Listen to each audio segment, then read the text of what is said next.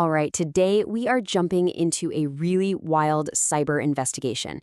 It's the story of a ghost in the machine, a single hacker who seemed to be working for 3 different and competing cybercrime gangs, all at the exact same time. So that's the big question, right? It's a mystery that had digital forensics teams totally stumped. How could one single attack leave behind the digital fingerprints of 3 separate gangs? I mean, it sounds impossible. But the answer reveals this fundamental, game-changing shift in the world of cybercrime. Let's break it down. Yup, you're seeing that right. The digital trail connected this one attacker to the toolkits of Play, Ransom Hub, and Dragon Force, and these are all heavy hitters in the ransomware world. So let's follow those digital breadcrumbs and see exactly how investigators cracked this thing wide open. Okay, so every cyber attack has to start somewhere, and for this one, it wasn't some super sophisticated breach, but something much simpler, a deceptive and very dangerous little click. The attacker went with a classic move, the Trojan horse.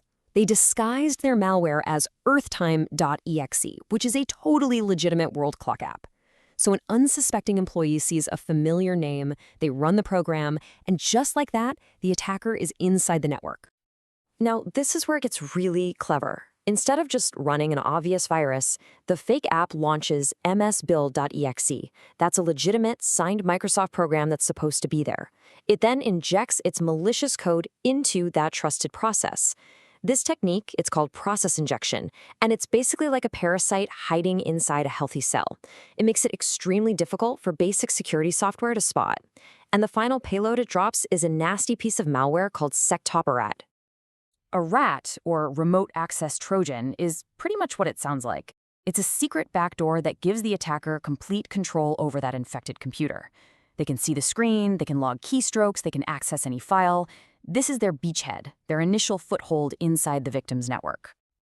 All right, so the attacker's in, but they're not just going to sit there, right? Nope. Their next move is to spread out from that first machine and start exploring the rest of the network, moving silently like a ghost in the machine. So to move around without setting off any alarms, the hacker used a tool called System BC. You can think of it as a tool for creating a whole network of secret encrypted tunnels. This let them route all their commands through that computer they'd already compromised, making all their shady activity look like normal internal traffic. It's a great way to avoid getting caught. And get this, their dedication to being sneaky was honestly pretty impressive. They disguised their own hacking tools to look like legitimate cybersecurity software. For instance, their data gathering tool was masked as a process from Sentinel-1, and another backdoor was pretending to be an Avast antivirus component.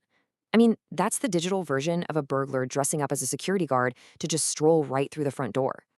So now they're hiding in plain sight, and they start mapping out the entire network using a whole suite of recon tools. And this is where investigators got their first huge break. The use of GRIXPA, a custom data gathering tool, was a massive signature. It's known to be a favorite tool of the Play ransomware gang. So there it is, fingerprint number 1. Okay, the attacker has the lay of the land, they know where the valuable data is. Now it's time for the main event, the heist itself. And here's a little bit of irony for you. One of the very first documents the attackers searched for was the company's cyber insurance policy. They were literally sizing up their victim, trying to figure out the maximum possible ransom they could demand for the very attack they were in the middle of carrying out. So at this point, things started moving really fast. The attacker used WinRAR to package up all the stolen files and then started uploading them to an external server using WinSCP. For 15 straight minutes, sensitive data was just pouring out of the network. But in their hurry, they made a critical, almost rookie-level mistake. Their big mistake was using FTP, that's File Transfer Protocol, without any encryption. This meant that the investigators who were monitoring the network traffic could see everything being transmitted. And I mean everything, including the username and password for the attacker's own server, all in plain text. It was a massive operational security failure, and it completely blew their cover. And that one single mistake, combined with all the other little digital breadcrumbs they'd left behind, that was the key. It allowed investigators to finally connect all the dots and understand who, or rather what, they were really dealing with. And here it is. This is the solution to that initial mystery. The evidence was just this patchwork of different affiliations. The Grixbill tool, that pointed directly to Play ransomware. That Betrigger backdoor they used, that's a known tool used by RansomHub affiliates. And then, incredibly, they even left behind a scan file from a previous attack against a known victim of a third group, DragonForce. The fingerprints were pointing in completely different directions. So what on earth was going on? This attacker wasn't a core member of 3 different gangs. They were a freelancer, a ransomware affiliate. And really, the best way to think about it is like a gig worker for cybercrime.